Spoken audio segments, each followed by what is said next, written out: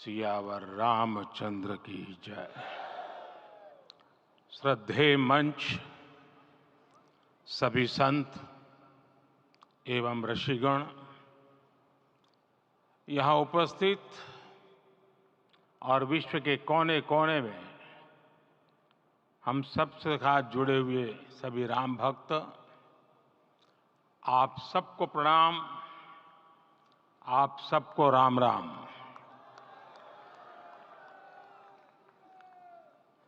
आज हमारे राम आ गए हैं।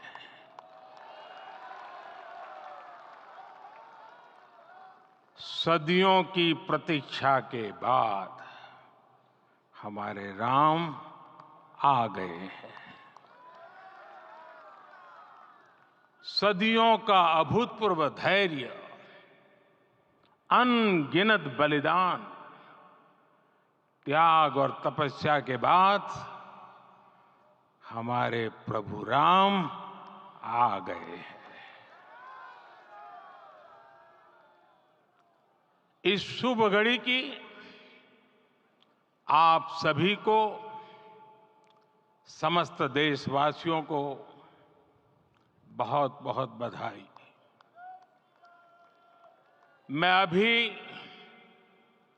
गर्भगृह में ईश्वरीय चेतना का साक्षी बनकर आपके सामने उपस्थित हुआ हूं।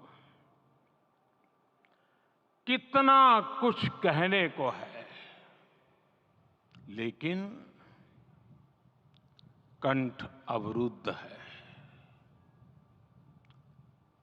मेरा शरीर अभी भी स्पंदित है, चित्त अभी भी उस पल में लीन है।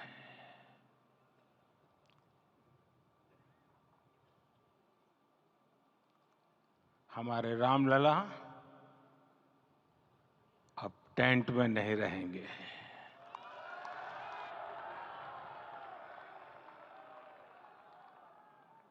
हमारे रामलला अब इस दिव्य मंदिर में रहेंगे।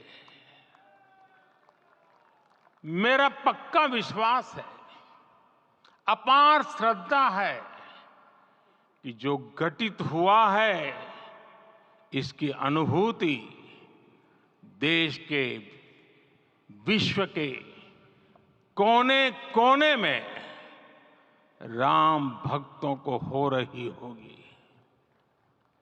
ये क्षण अलौकिक है, ये पल पवित्रतम है। ये माहौल, ये वातावरण, ये ऊर्जा, ये घड़ी प्रभु श्री राम का हम सब पर आशीर्वाद है। 22 जनवरी 2024 का ये सूरज एक अद्भुत आभा लेकर आया है। 22 जनवरी 2024 ये कैलेंडर पर लिखी एक तारीख नहीं, ये एक नए काल चक्र का उद्गम है।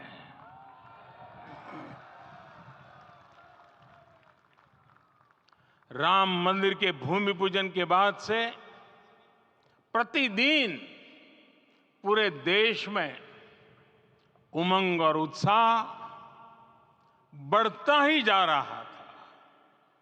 निर्माण कार्य देख देशवासियों में हर दिन एक नया विश्वास पैदा हो रहा था। आज हमें सदियों के उस धैर्य की धरोहर मिली है। आज हमें श्री राम का मंदिर मिला है।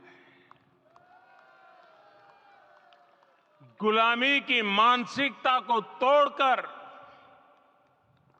उठ खड़ा हो राष्ट्र। अतीत के हर दंश से हौसला लेता हुआ राष्ट्र ऐसे ही नव इतिहास का सृजन करता है।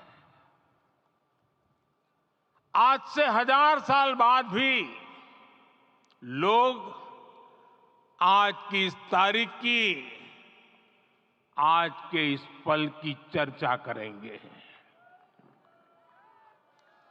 और ये कितनी बड़ी राम कृपा है कि हम सब इस पल को जी रहे हैं, इसे साक्षात घटित होते देख रहे हैं।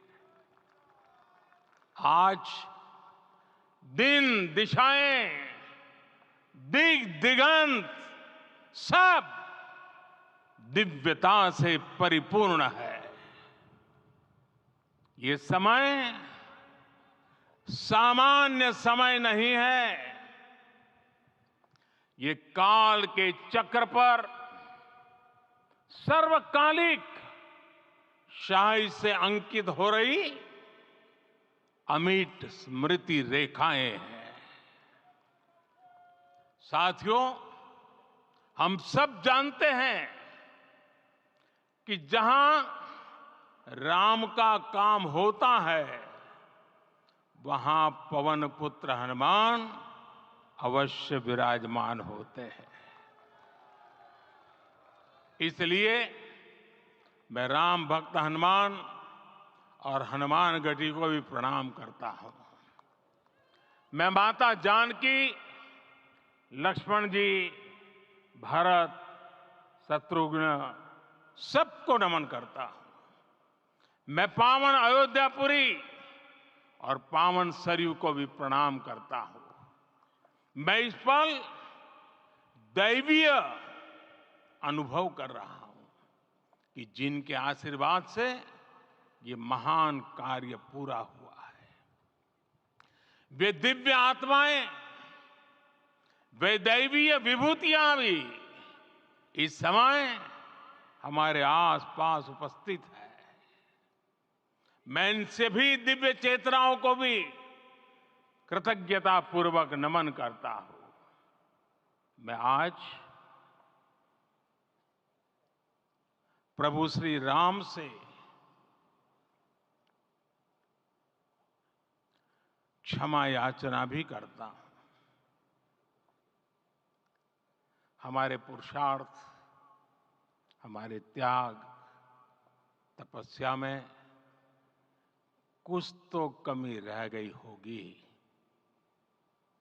कि हम इतनी सदियों तक ये कार्य कर नहीं पाए। आज वो कमी पूरी हुई है।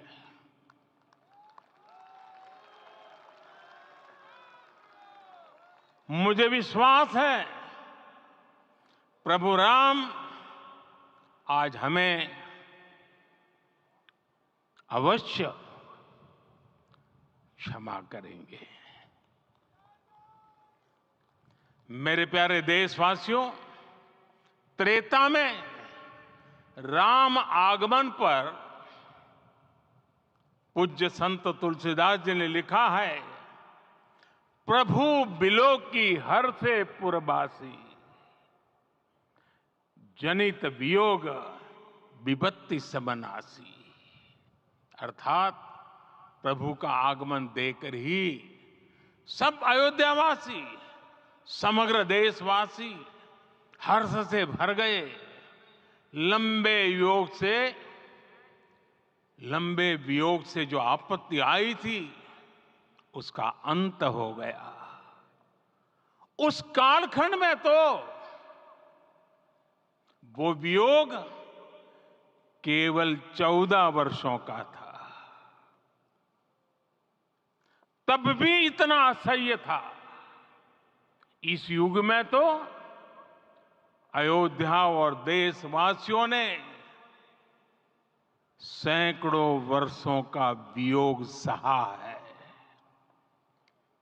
हमारी कई कई पीढ़ियों ने वियोग सहा है।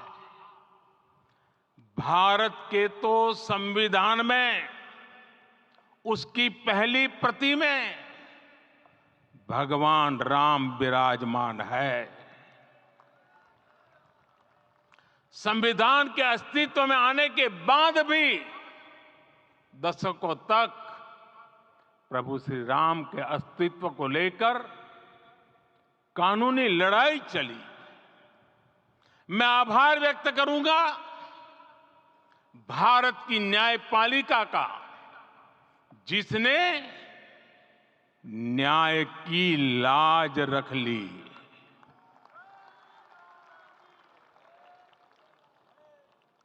न्याय के पर्याय प्रभु राम का मंदिर भी न्यायबद्ध तरीके से ही बना। साथियों, आज गांव-गांव में एक साथ कीर्तन संकीर्तन हो रहे हैं। आज मंदिरों में उत्सव हो रहे हैं, स्वच्छता अभियान चलाए जा रहे हैं। पूरा देश आज दीपावली मना रहा है। आज शाम घर घर राम ज्योति प्रज्वलित करने की तैयारी है। कल मैं श्री राम के आशीर्वाद से धनुषकोडी में राम सेतु के आरंभ बिंदु अरिचल मुनाई पर था। जिस घड़ी प्रभु राम समुद्र पार करने निकले थे, वो एक पल था जिसने काल चक्र को बदला था। उस भावमय पल को महसूस करने का मेरा ये विनम्र प्रयास था। वहां पर मैंने पुष्प वंदना की। वहां मेरे भीतर एक विश्वास जगा कि जैसे उस समय काल चक्र बदला था, उसी तरह अब काल चक्र फिर बदलेगा और शुभ दिशा में बढ़ेगा। अपने 11 दिन के व्रत अनुष्ठान के दौरान मैंने उन स्थानों का चरण स्पर्श करने का प्रयास किया जहां प्रभु राम के चरण पड़े थे। चाहे वो नासिक का पंचवटी धाम हो, केरला का पवित्र त्रिपायर मंदिर हो, आंध्र प्रदेश में लेपाक्षी हो, श्रीरंगम में रंगनाथ स्वामी मंदिर हो, रामेश्वरम में श्री रामनाथ स्वामी मंदिर हो, या फिर धनुषकोडी। मेरा सौभाग्य है कि इसी पुनीत पवित्र भाव के साथ मुझे सागर से सरयू तक की यात्रा का अवसर मिला। सागर से सरयू तक हर जगह राम नाम का वही उत्सव भाव छाया हुआ है। प्रभु राम तो भारत की आत्मा के कण कण से जुड़े हुए हैं। राम भारतवासियों के अंतर मन में विराजे हुए हैं। हम भारत में कहीं भी किसी की अंतरात्मा को छुएंगे तो इस एकत्व की अनुभूति होगी, और यही भाव सब जगह मिलेगा। इससे उत्कृष्ट, इससे अधिक देश को समायोजित करने वाला सूत्र और क्या हो सकता है। मेरे प्यारे देशवासियों, मुझे देश के कोने कोने में अलग अलग भाषाओं में रामायण सुनने का अवसर मिला है, लेकिन विशेषकर पिछले 11 दिनों में रामायण अलग अलग भाषा में अलग राज्यों से मुझे विशेष रूप से सुनने का मौका मिला। राम को परिभाषित करते हुए ऋषियों ने कहा है, रमन्ते यस्मिन् इति रामः, अर्थात जिसमें रम जाए वही राम है। राम लोक की स्मृतियों में, पर्वत से लेकर परंपराओं में सर्वत्र समाये हुए हैं। हर युग में लोगों ने राम को जिया है। हर युग में लोगों ने अपने अपने शब्दों में अपनी अपनी तरह से राम को अभिव्यक्त किया है। और ये राम रस जीवन प्रवाह की तरह निरंतर बहता रहता है। प्राचीन काल से भारत के हर कोने के लोग राम रस का आचमन करते रहे हैं। राम कथा असीम है और रामायण भी अनंत है। राम के आदर्श, राम के मूल्य, राम की शिक्षाएं सब जगह एक समान है। प्रिय देशवासियों, आज इस ऐतिहासिक समय में देश उन व्यक्तित्वों को भी याद कर रहा है जिनके कार्य और समर्पण की वजह से आज हम ये शुभ दिन देख रहे हैं। राम के इस काम में कितने ही लोगों ने त्याग और तपस्या की पराकाष्ठा करके दिखाई है। उन अनगिनत राम भक्तों के, उन अनगिनत कार सेवकों के और उन अनगिनत संत महात्माओं के हम सब ऋणी हैं। साथियों, आज का ये अवसर उत्सवता का क्षण तो है ही, लेकिन इसके साथ ही यह क्षण भारतीय समाज की परिपक्वता के बोध का भी क्षण है। हमारे लिए ये अवसर सिर्फ विजय का नहीं, विनय का भी है। दुनिया का इतिहास साक्षी है कि कई राष्ट्र अपने ही इतिहास में उलझ जाते हैं।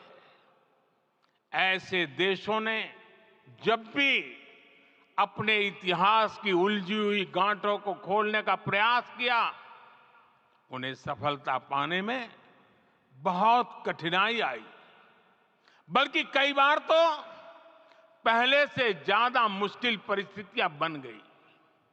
लेकिन हमारे देश ने इतिहास की इस गांठ को जिस गंभीरता और भावुकता के साथ खोला है, वो ये बताती है कि हमारा भविष्य हमारे अतीत से बहुत सुंदर होने जा रहा है। वो भी एक समय था जब कुछ लोग कहते थे कि राम मंदिर बना तो आग लग जाएगी। ऐसे लोग भारत के सामाजिक भाव की पवित्रता को नहीं जान पाए।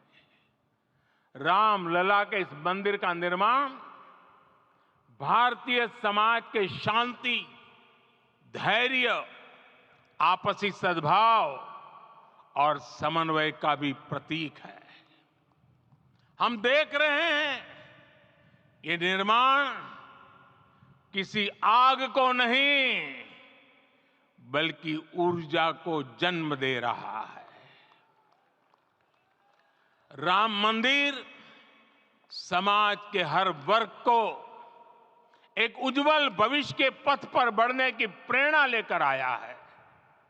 मैं आज उन लोगों से आह्वान करूंगा, आइए आप महसूस कीजिए, अपनी सोच पर पुनर्विचार कीजिए। राम आग नहीं है, राम ऊर्जा है। राम विवाद नहीं, राम समाधान है। राम सिर्फ हमारे नहीं है, राम तो सबके हैं। राम वर्तमान नहीं, सिर्फ वर्तमान ही नहीं, राम अनंत काल है। साथियों, आज जिस तरह राम मंदिर प्राण प्रतिष्ठा के इस आयोजन से पूरा विश्व जुड़ा हुआ है, उसमें राम की सर्वव्यापकता के दर्शन हो रहे हैं। जैसा उत्सव भारत में है, वैसा ही अनेक देशों में है। आज अयोध्या का यह उत्सव रामायण की उन वैश्विक परंपराओं का भी उत्सव बना है। रामलला की ये प्रतिष्ठा वसुधैव कुटुंबकम के विचार की भी प्रतिष्ठा है।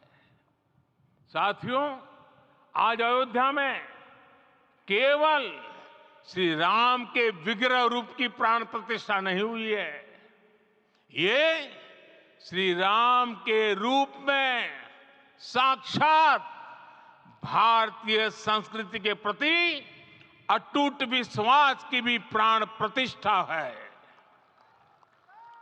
ये साक्षात मानवीय मूल्यों और सर्वोच्च आदर्शों की भी प्राण प्रतिष्ठा है। इन मूल्यों की, इन आदर्शों की आवश्यकता आज संपूर्ण विश्व को है।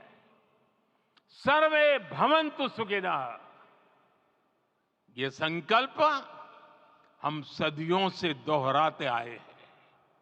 आज उसी संकल्प को राम मंदिर के रूप में साक्षात आकार मिला है। ये मंदिर मात्र एक देव मंदिर नहीं है, ये भारत की दृष्टि का, भारत के दर्शन का, भारत के दिग्दर्शन का मंदिर है। ये राम के रूप में राष्ट्र चेतना का मंदिर है। राम भारत की आस्था है, राम भारत का आधार है, राम भारत का विचार है, राम भारत का विधान है, राम भारत की चेतना है, राम भारत का चिंतन है, राम भारत की प्रतिष्ठा है, राम भारत का प्रताप है, राम प्रवाह है, राम प्रभाव है, राम नेति भी है, राम नीति भी है, राम नित्यता भी है, राम निरंतरता भी है, राम विभु है, विशद है, राम व्यापक है, विश्व है, विश्वात्मा है। और इसलिए जब राम की प्रतिष्ठा होती है तो उसका प्रभाव वर्षों या शताब्दियों तक ही नहीं होता, उसका प्रभाव हजारों वर्षों के लिए होता है।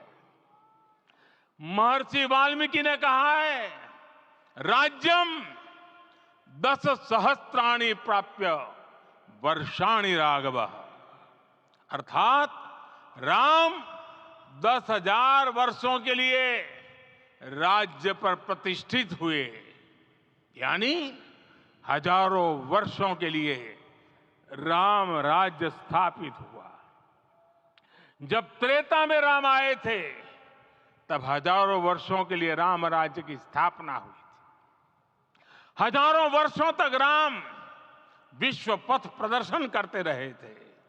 और इसलिए मेरे प्यारे देशवासियों, आज अयोध्या भूमि हम सभी से, प्रत्येक राम भक्त से, प्रत्येक भारतीय से कुछ सवाल कर रही है। श्री राम का भव्य मंदिर तो बन गया, अब आगे क्या? सदियों का इंतजार तो खत्म हो गया, अब आगे क्या? आज के इस अवसर पर जो दैवीय आत्माएं हमें आशीर्वाद देने के लिए उपस्थित हुई हैं, हमें देख रही हैं, उन्हें क्या हम ऐसे ही विदा करेंगे? नहीं, कदापि नहीं। आज मैं पूरे पवित्र मन से महसूस कर रहा हूं कि काल चक्र बदल रहा है। ये सुखद संयोग है कि हमारी पीढ़ी को एक कालजयी पथ के शिल्पकार के रूप में चुना गया है। 1000 वर्ष बाद की पीढ़ी राष्ट्र निर्माण के हमारे आज के कार्यों को याद करेगी। इसलिए मैं कहता हूं, यही समय है, सही समय है। हमें आज से इस पवित्र समय से अगले 1000 साल के भारत की नींव रखनी है। मंदिर निर्माण से आगे बढ़कर अब हमें सभी देशवासी यहीं इस पल से समर्थ, सक्षम, भव्य, दिव्य भारत के निर्माण की सौगंध लेते हैं।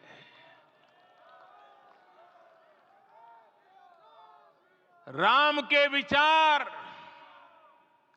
मानस के साथ ही जनमानस में भी हो, यही राष्ट्र निर्माण की सीढ़ी है। साथियों, आज के युग की मांग है कि हमें अपने अंतःकरण को विस्तार देना होगा।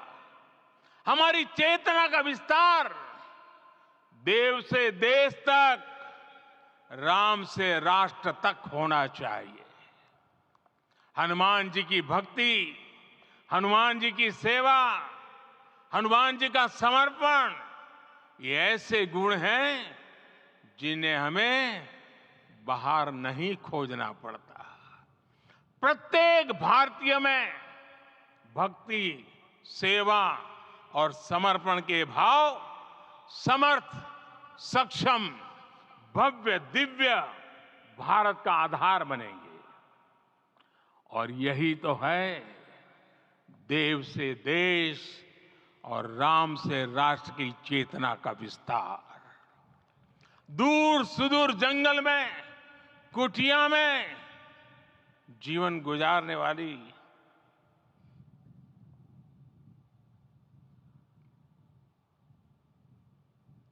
मेरी आदिवासी मां शबरी का ध्यान आते ही अप्रतिम विश्वास जागृत होता है। मां शबरी तो कब से कहती थी, राम आएंगे।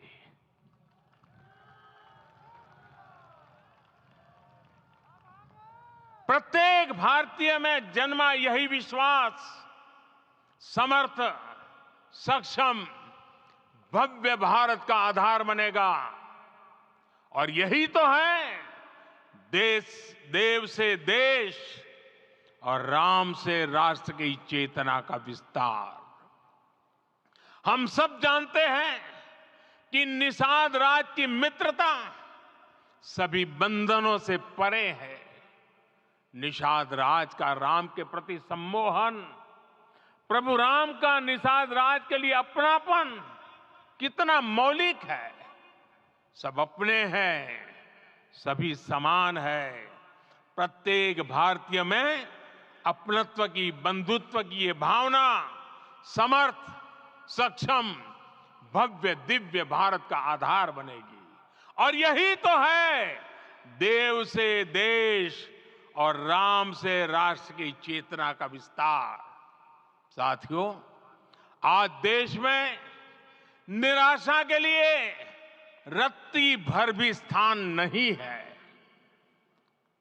मैं तो बहुत सामान्य हूं, मैं तो बहुत छोटा हूं। अगर कोई ये सोचता है तो उसे गिलहरी के योगदान को याद करना चाहिए। गिलहरी का स्मरण ही हमें हमारी इस हिचक को दूर करेगा, हमें सिखाएगा कि छोटे बड़े हर प्रयास की अपनी ताकत होती है अपना योगदान होता है और सबके प्रयास की यही भावना समर्थ, सक्षम, भव्य, दिव्य भारत का आधार बनेगी। और यही तो देव से देश और राम से राष्ट्र की चेतना का विस्तार। साथियों, लंकापति रावण प्रकांड ज्ञानी थे, अपार शक्ति के धनी थे, लेकिन जटायु जी की मूल्य निष्ठा देखिए। वे महाबली रावण से भिड़ गए। उन्हें भी पता था कि वो रावण को परास्त नहीं कर पाएंगे, लेकिन फिर भी उन्होंने रावण को चुनौती दी। कर्तव्य की यही पराकाष्ठा समर्थ, सक्षम, भव्य, दिव्य भारत का आधार है। और यही तो है देव से देश और राम से राष्ट्र की चेतना का विस्तार। आइए हम संकल्प लें कि राष्ट्र निर्माण के लिए हम अपने जीवन का पल पल लगा देंगे। राम काज से राष्ट्र काज, समय का पल पल, शरीर का कण कण राम समर्पण को राष्ट्र समर्पण के ध्येय से जोड़ देंगे। मेरे देशवासियों, प्रभु श्री राम की हमारी पूजा विशेष होनी चाहिए। ये पूजा स्व से ऊपर उठ करके समष्टि के लिए होनी चाहिए। ये पूजा अहम से उठकर वयम के लिए होनी चाहिए। प्रभु को जो भोग चढ़ेगा वो विकसित भारत के लिए हमारे परिश्रम की पराकाष्ठा का प्रसाद भी होगा। हमें नित्य पराक्रम, पुरुषार्थ, समर्पण का प्रसाद प्रभु राम को चढ़ाना होगा। इनसे नित्य प्रभु राम की पूजा करनी होगी, तब हम भारत को वैभवशाली और विकसित बना पाएंगे। मेरे प्यारे देशवासियों, ये भारत के विकास का अमृत काल है। आज भारत युवा शक्ति की पूंजी से भरा हुआ है, ऊर्जा से भरा हुआ है। ऐसी सकारात्मक परिस्थितियां फिर न जाने कितने समय बाद बनेगी। हमें अब चूकना नहीं है, हमें अब बैठना नहीं है। मैं अपने देश के युवाओं से कहूंगा, आपके सामने हजारों वर्ष की परंपरा की प्रेरणा है। आप भारत की उस पीढ़ी का प्रतिनिधित्व करते हैं जो चांद पर तिरंगा लहरा रही है। वो 15 लाख किलोमीटर की यात्रा करके सूर्य के पास जाकर मिशन आदित्य को सफल बना रही है। जो आसमान में तेजस और सागर में विक्रांत का परचम लहरा रही है। अपनी विरासत पर गर्व करते हुए आपको भारत का नव प्रभात लिखना है। परंपरा की पवित्रता और आधुनिकता की अनंतता, दोनों ही पथ पर चलते हुए भारत समृद्धि के लक्ष्य तक पहुंचेगा। मेरे साथियों, आने वाला समय अब सफलता का है। आने वाला समय अब सिद्धि का है। ये भव्य राम मंदिर साक्षी बनेगा भारत के उत्कर्ष का, भारत के उदय का। ये भव्य राम मंदिर साक्षी बनेगा भव्य भारत के अभ्युदय का, विकसित भारत का। ये मंदिर सिखाता है कि अगर लक्ष्य सत्य प्रमाणित हो, अगर लक्ष्य सामूहिकता और संगठित शक्ति से जन्मा हो, तब उस लक्ष्य को प्राप्त करना असंभव नहीं है। ये भारत का समय है और भारत अब आगे बढ़ने वाला है। शताब्दियों की प्रतीक्षा के बाद हम यहां पहुंचे हैं। हम सब ने इस युग का इस कालखंड का इंतजार किया है। अब हम रुकेंगे नहीं, हम विकास की ऊंचाई पर जाकर ही रहेंगे। इसी भाव के साथ रामलला के चरणों में प्रणाम करते हुए आप सभी को बहुत बहुत शुभकामनाएं। सभी संतों के चरणों में मेरे प्रणाम। सियावर रामचंद्र की, सियावर रामचंद्र की, सियावर रामचंद्र की।